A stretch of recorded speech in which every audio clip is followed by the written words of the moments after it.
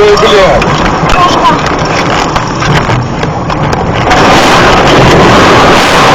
Сука.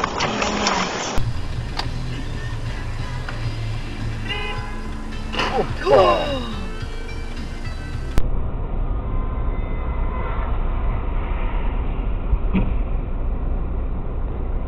І в чому саме проблеми, про які ви говорили, політичні та правові? Так, це ми можемо разом зробити. Спочатку перше.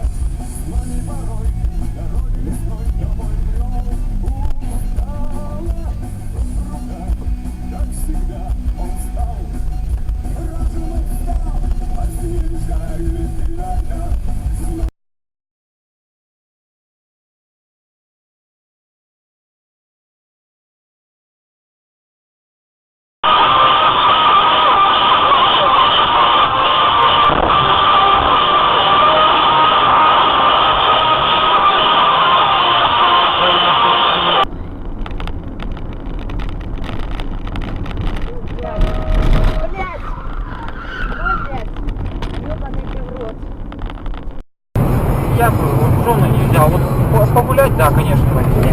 Ты что так делаешь? Блядь.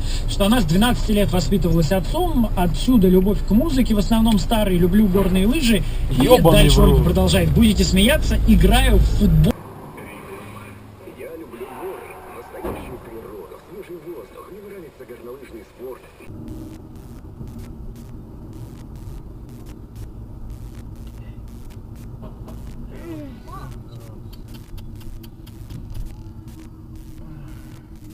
Этот на красный пошел. Да. Хорошо.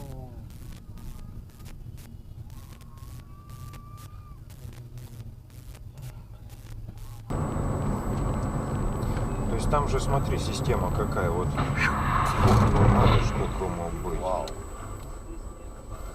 Господи, слава тебе, что хоть люди, смотри, живые.